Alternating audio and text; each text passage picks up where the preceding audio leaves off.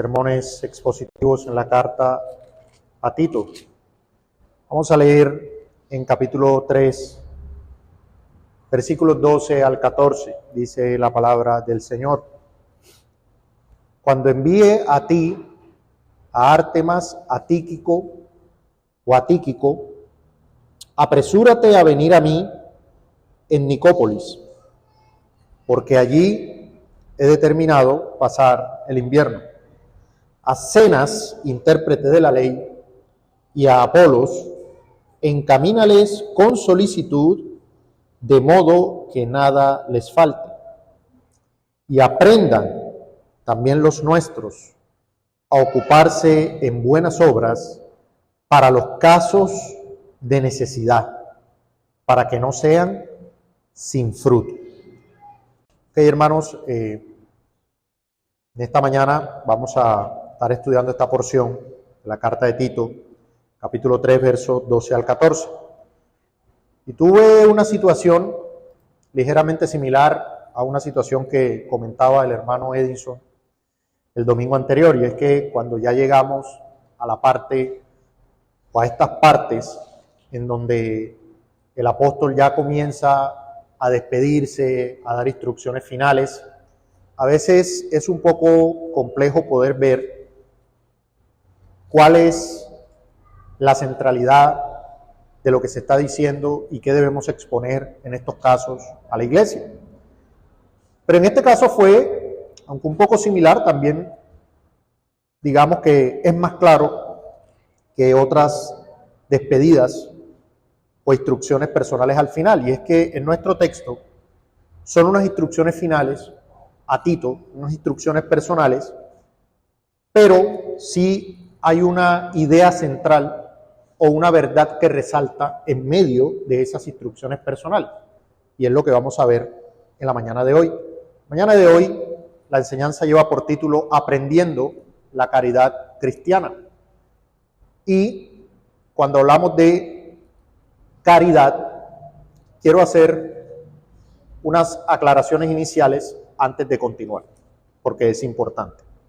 En primer lugar, la palabra caridad es una palabra que ha sido, en cierto sentido, secuestrada por Roma.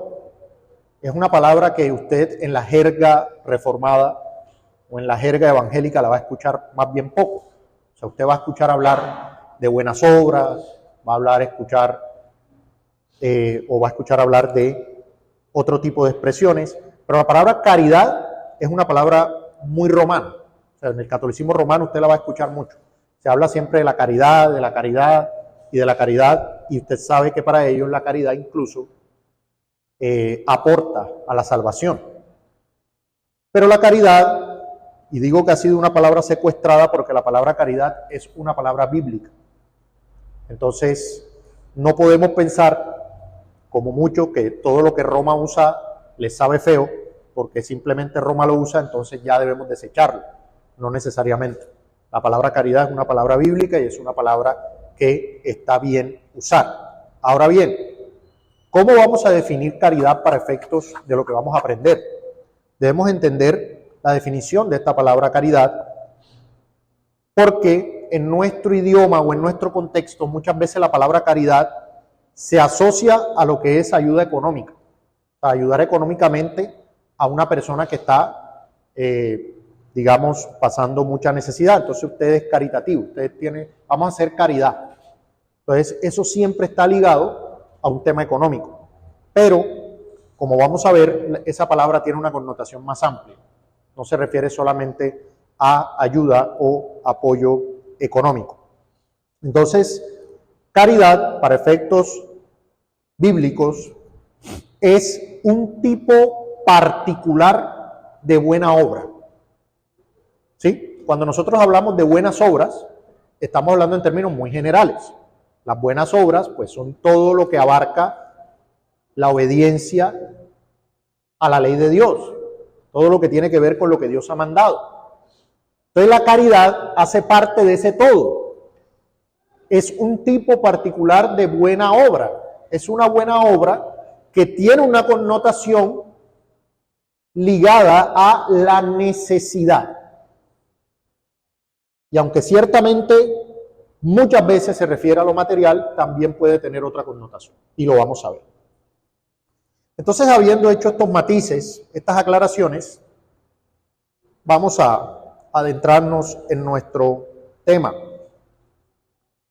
Tal vez muchos de ustedes han escuchado hablar de un gigante de la Reforma protestante, que fue el reformador Juan Calvino. Juan Calvino es conocido mayormente por su trabajo exegético y teológico. Es decir, cuando usted piensa en Juan Calvino, usted se le viene a la mente todo lo que el Señor le llevó a desarrollar a nivel doctrinal. Pero hay aspectos desconocidos de la vida de este reformador.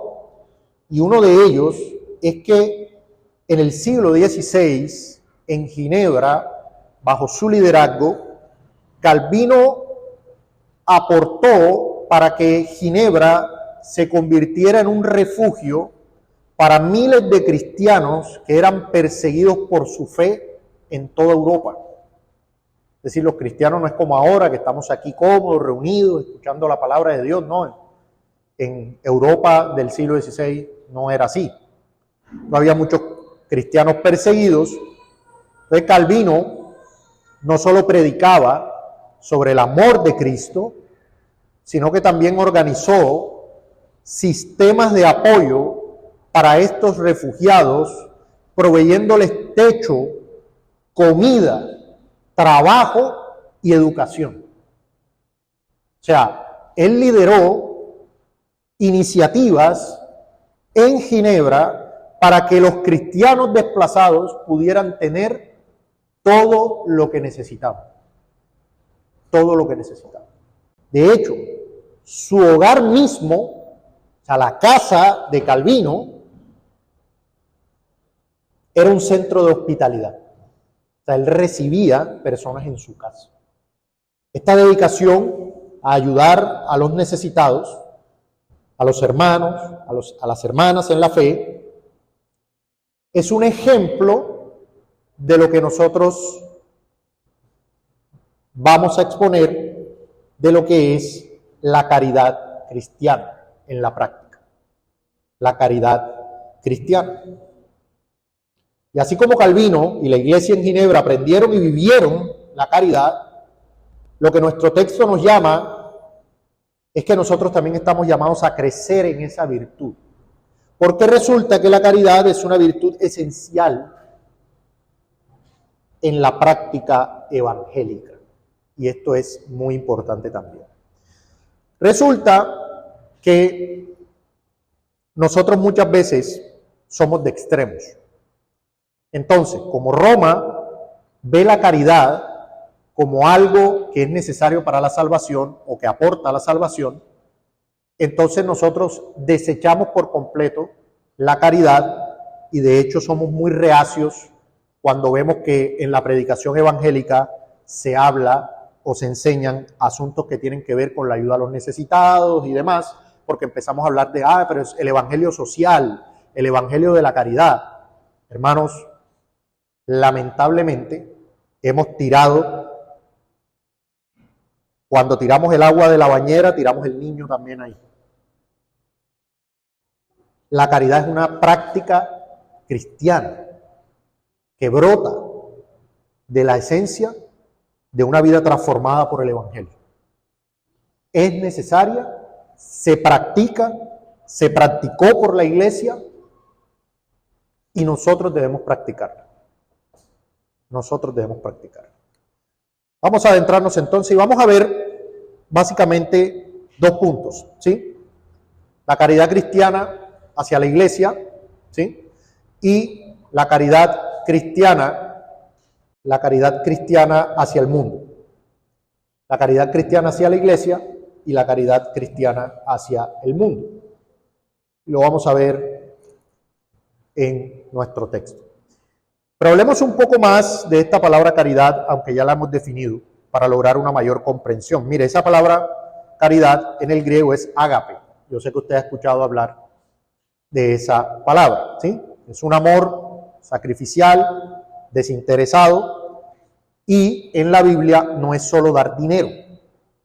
Aclaremos eso. Es un estilo de vida basado en el amor a Dios y al prójimo. Mire, si usted cree que la caridad no es importante, ¿cómo se resume toda la ley? Amar a Dios y amar a ¿qué? Al prójimo. ¿Es central o no es central? ¿Es importante o no es importante? La caridad se centra en el concepto de amor sacrificial y activo que busca el bienestar del otro sin esperar nada a cambio. Eso es importante. Sin esperar nada a cambio. Y no se basa en la emoción o el sentimiento, sino en una decisión de la voluntad reflejando el carácter de Dios mismo. Es decir, si yo no me siento que tengo muchas ganas de ser caritativo, eso no me quita la responsabilidad. Eso no me quita la responsabilidad. La caridad bíblica se manifiesta tanto en la disposición del corazón como en acciones concretas que satisfacen las necesidades del prójimo. Y esa es la preocupación de Pablo aquí en el texto. La preocupación para que tanto Tito como los hermanos aprendan a tener buenas obras, pero no en general, como lo dijo o como lo habló en textos anteriores, sino buenas obras para los casos de necesidad. Eso es lo que dice el texto. Para los casos de necesidad. La caridad cristiana, hermanos, es un reflejo de la gracia de Dios.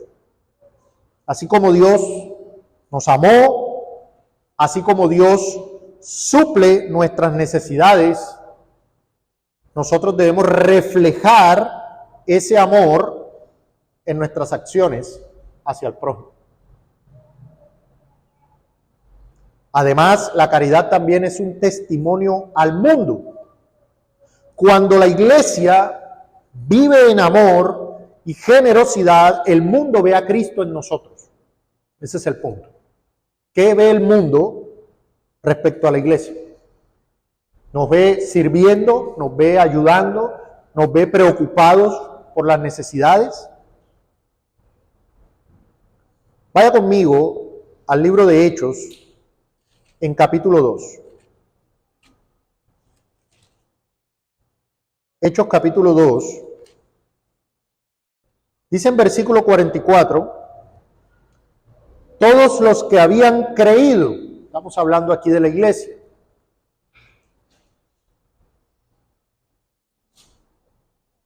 Hechos 2, 44.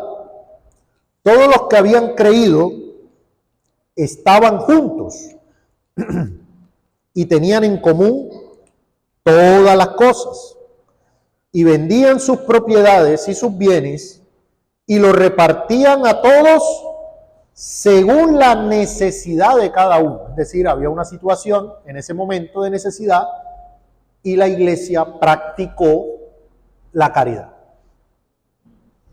Se compartió y se ayudó de conformidad a la necesidad. Y quiero que notemos algo interesante, y es que esto está en el contexto de la iglesia recién formada. Es decir, fue una de las primeras cosas que hicieron los creyentes, ser caritativos. Ver qué hermano estaba difícil, ver qué hermano estaba en necesidad y compartir. Nosotros vemos esta actitud en nuestro Señor Jesucristo. En Mateo 14, por ejemplo,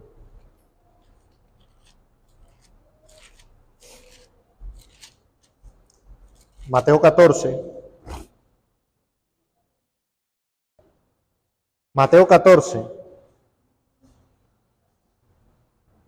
en versículo, podemos leerlo desde el 13. Dice, oyéndolo Jesús se apartó de allí en una barca a un lugar desierto y apartado,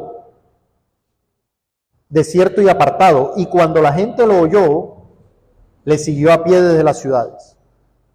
Y saliendo Jesús, vio una gran multitud y tuvo compasión de ellos, tuvo compasión de ellos y sanó a los que de ellos estaban enfermos.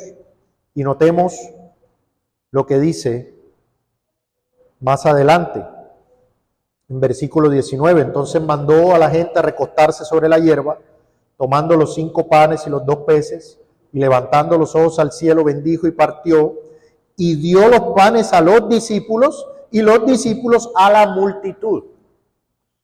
Ciertamente sabemos que hay un significado más profundo en este acto milagroso, pero la realidad también es que se suplió una necesidad porque estas personas tenían hambre y tenían tiempo ya siguiendo al Señor. Él tuvo compasión de ellos, los alimentó en sus cuerpos, aunque finalmente el propósito era que lo reconocieran a Él como el pan de vida.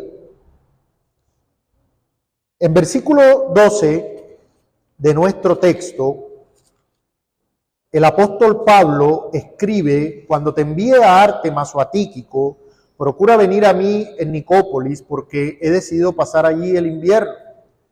Y en el verso 13, él dice: ayuda diligentemente a Zenas, intérprete de la ley, y a Apolos en su viaje, para que no les falte nada. Es una preocupación porque la necesidad de estos obreros, de estos siervos del evangelio, fueran suplidas.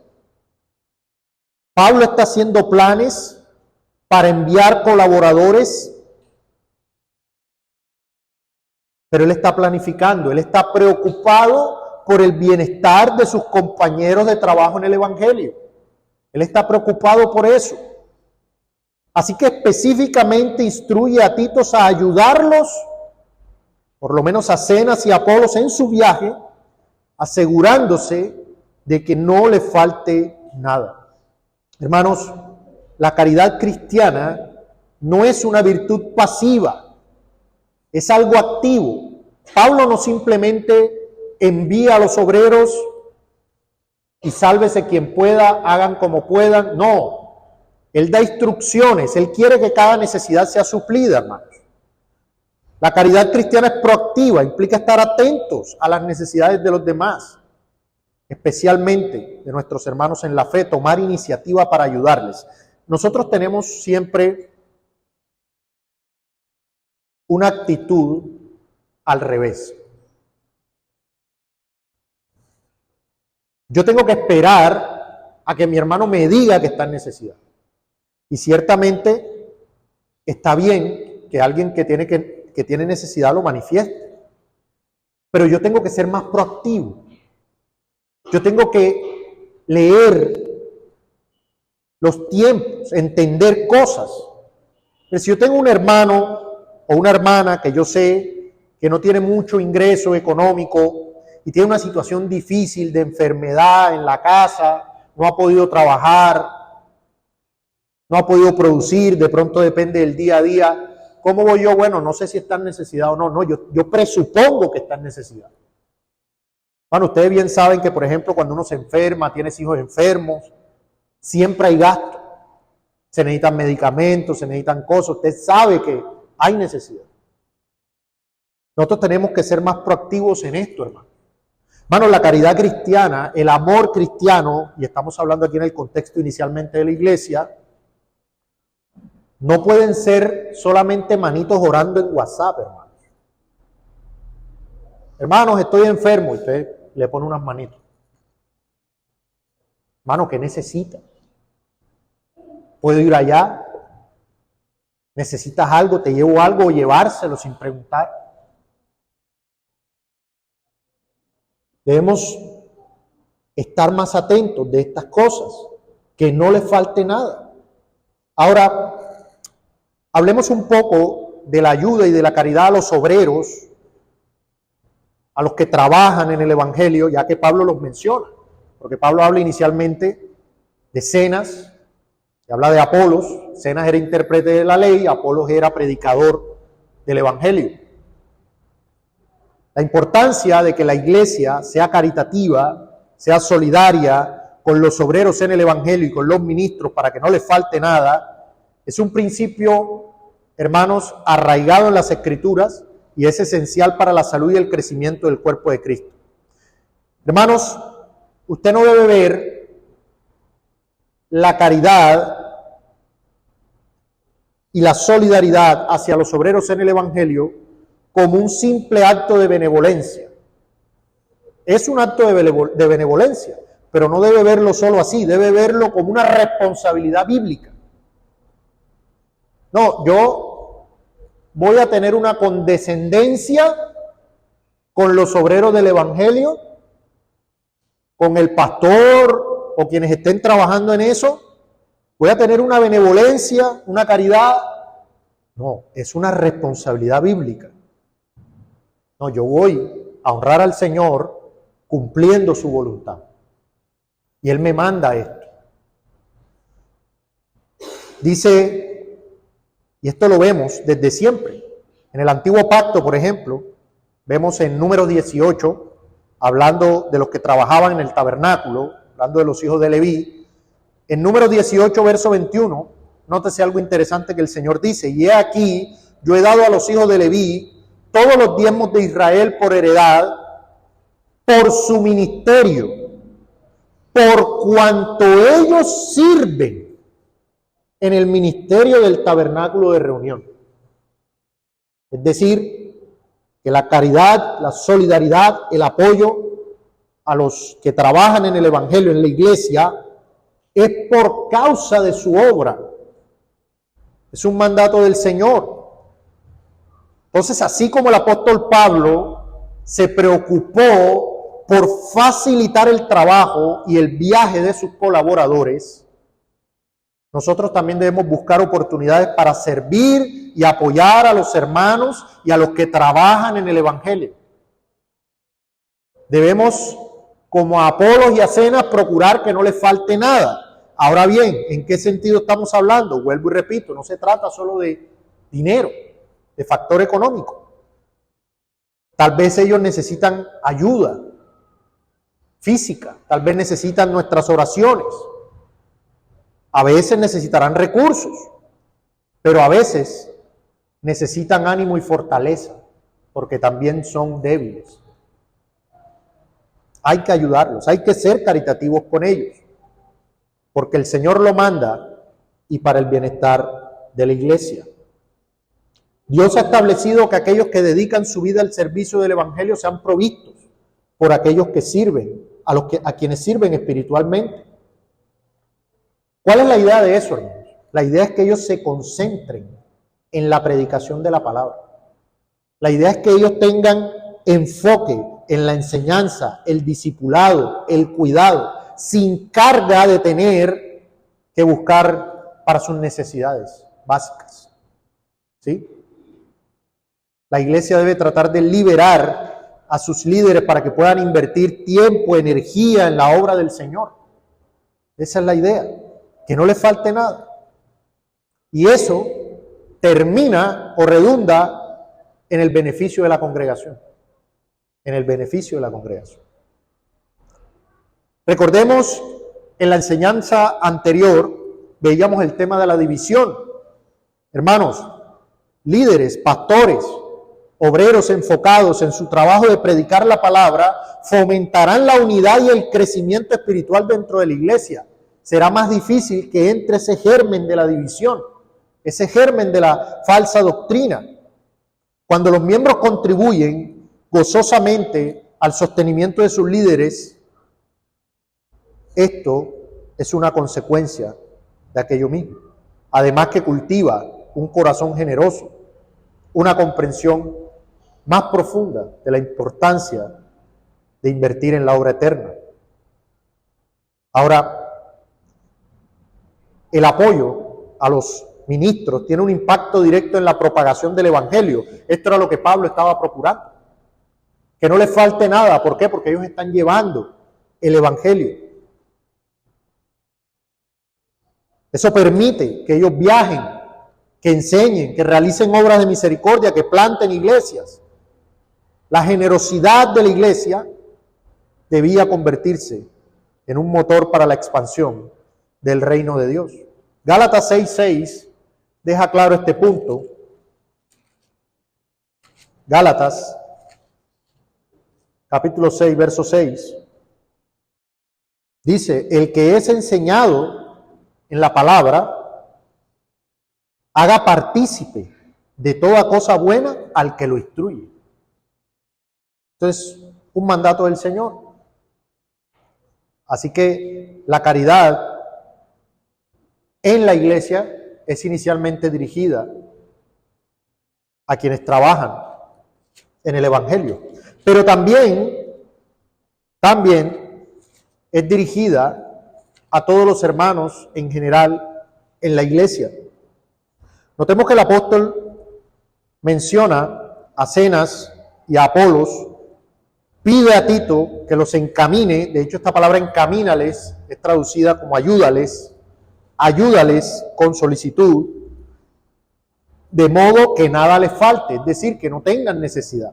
Pero notemos que en verso 14 dice, y aprendan también los nuestros, es decir, la iglesia, a ocuparse en buenas obras, pero no en general, sino para los casos de necesidad, para que no sean sin fruto. Ya aquí no está hablando particularmente de Zenas y Apolos, ya está hablando en general de que deben ocuparse en buenas obras para los casos de necesidad. La caridad hacia los hermanos en la fe es una expresión particular y fundamental del amor cristiano. Si bien estamos llamados a amar a todos, incluyendo a nuestros enemigos, ya vamos a ver eso, existe un vínculo especial, una responsabilidad mutua entre aquellos que compartimos la misma fe en Cristo. Hermanos, las Escrituras nos enseñan repetidamente la importancia de este amor. En Juan capítulo 13, verso 34, por ejemplo, el apóstol afirma que él da un mandamiento, que os améis unos a otros. Es el Señor diciendo que nos amemos y que en esto las personas conocerán que nosotros somos discípulos del Señor Jesucristo. Este amor distintivo es una señal al mundo de que somos creyentes. El apóstol Pablo enfatiza también acerca de este asunto en Romanos capítulo 12, verso 10, cuando afirma, amaos los unos a los otros con amor fraternal, en cuanto a honra, prefiriéndoos los unos a los otros. Hermanos, este amor no implica solo un sentimiento cálido. Este amor implica una actitud de respeto, de consideración, pero también acción. La caridad hacia los hermanos implica una disposición a compartir nuestros recursos y a suplir las necesidades de aquellos que están en dificultad. Vamos a la primera carta del apóstol Juan. Aquí está bastante claro en este texto de a qué nos referimos.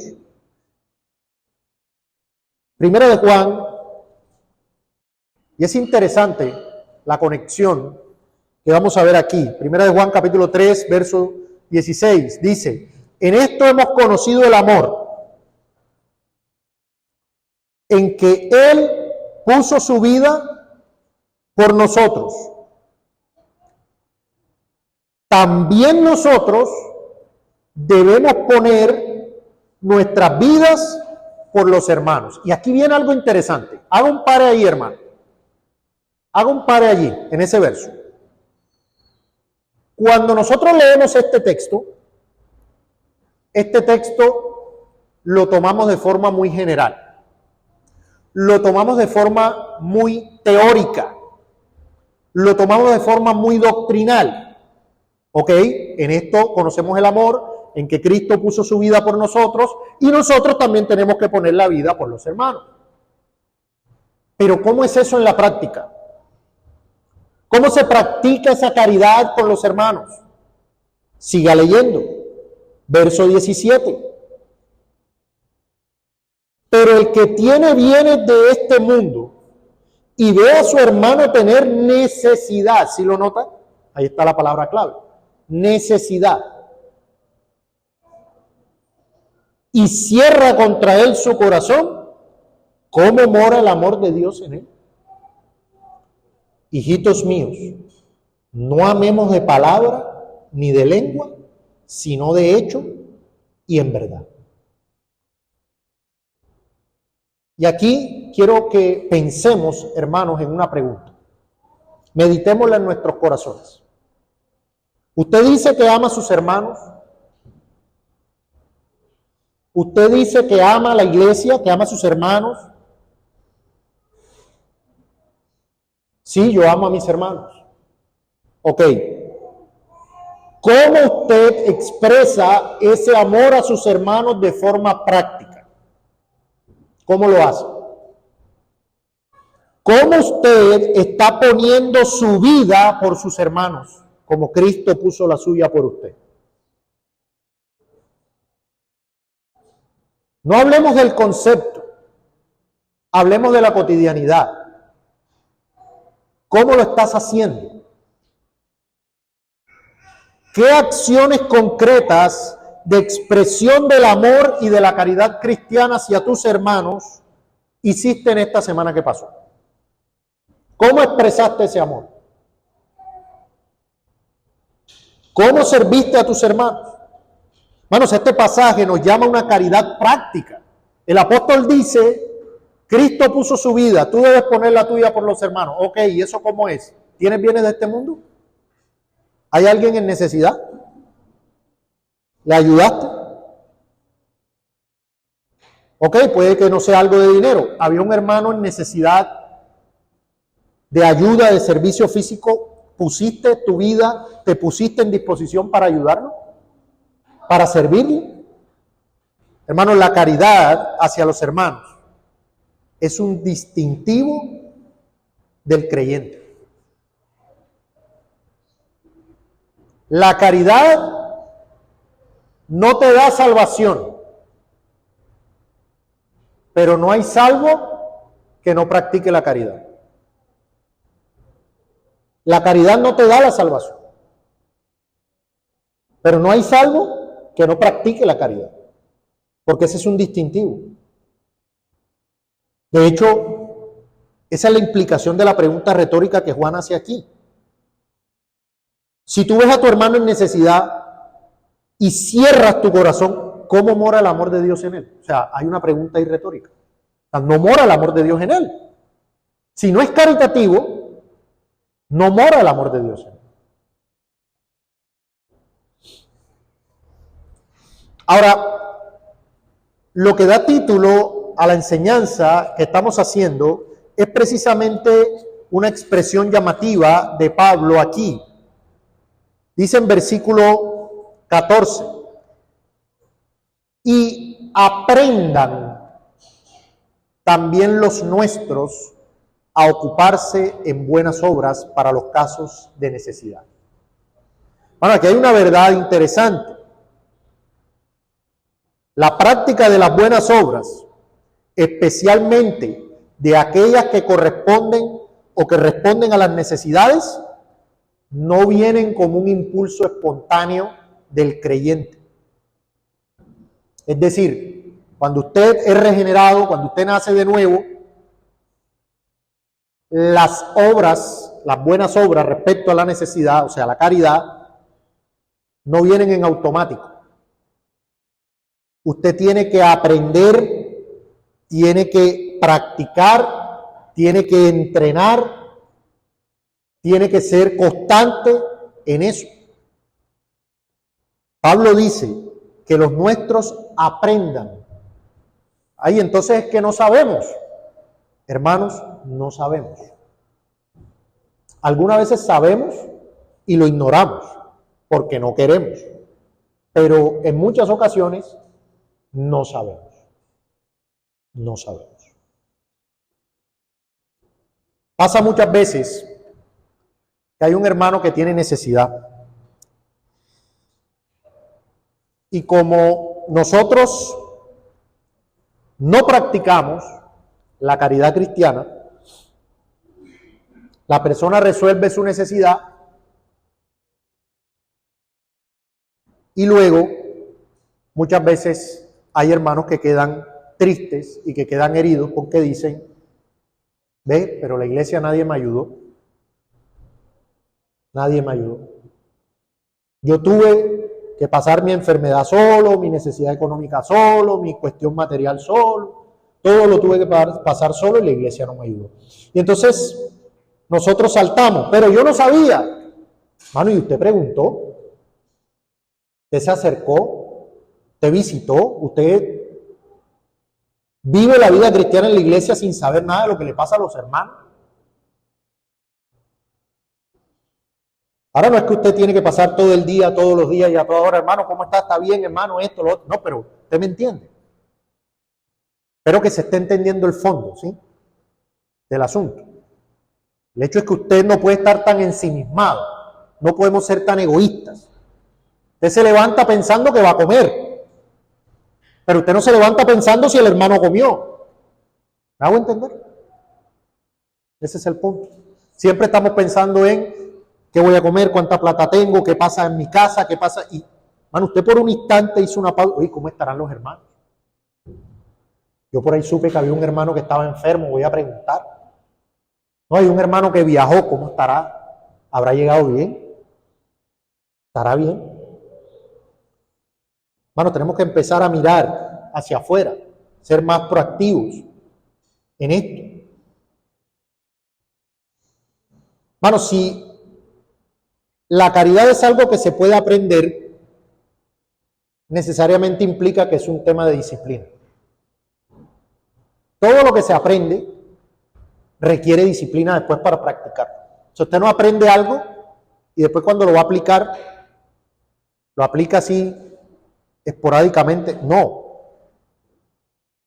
Manos, y además, si es algo que se puede aprender, quiere decir que es algo que todo cristiano puede hacer. No es algo reservado para un grupo en la iglesia de creyentes particularmente compasivos. No, no. Es algo, si se puede aprender, todo lo pueden aprender. Todo lo pueden aprender. El apóstol Pablo está afirmando que los creyentes deben ser intencionales en su compromiso con la caridad. Que aprendan, es un imperativo lo que está aquí. Porque si no aprenden eso, van a ser sin fruto. Van a ser sin fruto. Esa es la implicación, por ejemplo, cuando el Señor Jesucristo en la Gran Comisión dice, ir a ser discípulos a todas las naciones, ¿sí? Bautizándolos, enseñándoles a guardar todo lo que os he mandado. ¿Sí? Es decir, que la caridad entonces es algo que debe ser enseñado y que debe ser aprendido.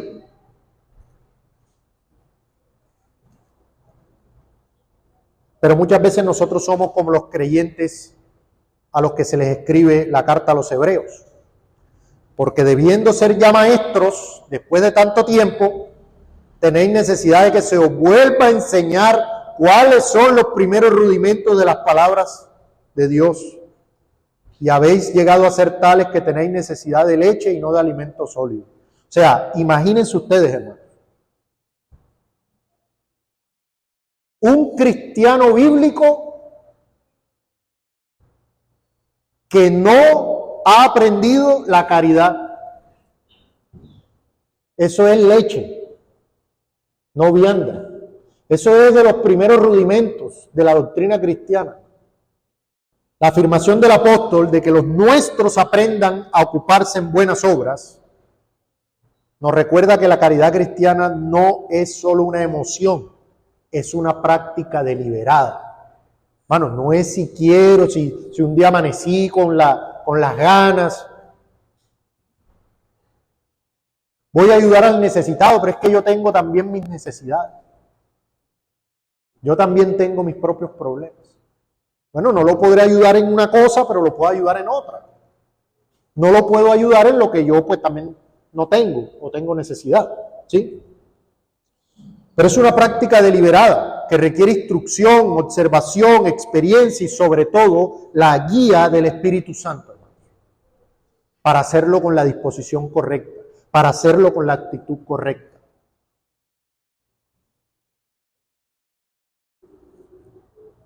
Practicar la caridad según nuestro texto lleva fruto para la gloria de Dios. Lleva fruto.